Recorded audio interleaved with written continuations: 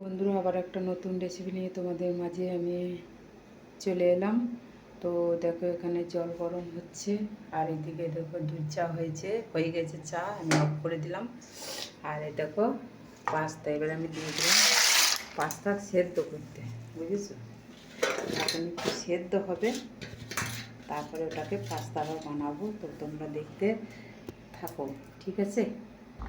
তো দেখো বন্ধুরা, আমার দেখো সেদ্ধ হয়ে গেছে, দেখতে পাচ্ছ। তো এবার আমি দেখো ঝুড়ি পেতে রেখেছি। আমি এবারে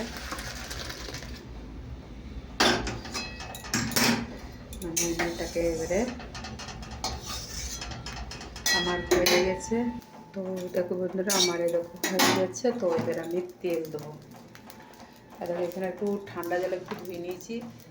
আর দেখো আবার তেল দেবো। তেল দিলাম, তোমরা দেখতে থাকো আমি কীভাবে বানাচ্ছি পাস্তা।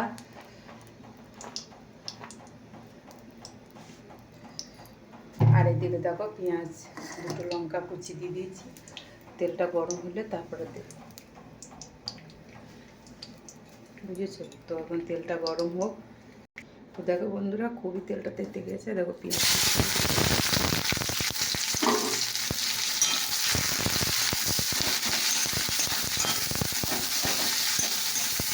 একটা কাজ করতে পেরেছি, আর একটুখানি তেলটা বেশি গরম কিন্তু এতটা গরম তেলটা হবে না। আমি যেহেতু এটা করে তেমন আমি থাকি, এইবার আমি একটু এটাকে বাড়িয়ে দেবো। ঠিক আছে, এটাকে আমি একটু বাড়িয়ে দিলাম। এবার আমি এখানে কী কী দিচ্ছি তোমরা দেখতে থাকো, তাহলেই হবে। দেখো, এটা প্রথমে নুন দিলাম, দেখতে পাচ্ছ, নুন দিলাম। তারপরে দিলাম হলুদ, দেখতে পাচ্ছ। এইটুকুই আমি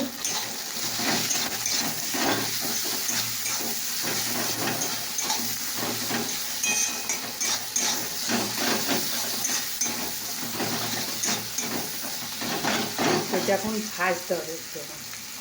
তো দেখো বন্ধুরা, আমার জিনিসটা ভাজা হয়ে গেছে। তো এবার আমি পাস্তাটাকে দিয়ে দিলাম। একটু বেশি হয়ে গেছে, দেখতে পাচ্ছ। তো দেখো আমি এগুলো দিয়ে দিচ্ছি বলে দেখো সব কিন্তু ছাড়া ছাড়া হয়ে গেছে। সব কিন্তু এটা ছাড়া ছাড়া হয়ে গেছে,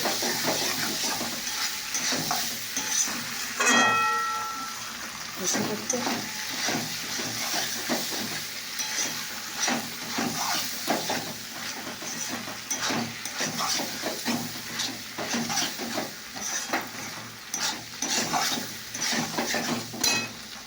দেখতে পাচ্ছ? দেখো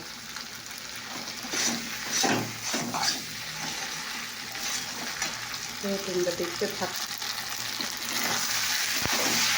এটাকে হয়ে গেছে। তো এবার আমি জলটা দিয়ে দিলাম, ঠিক আছে? জল দিয়ে দিলাম। এবার আমি পাস্তা যে একটা মশলা থাকে, দেখো পাস্তা মশলাটা আমি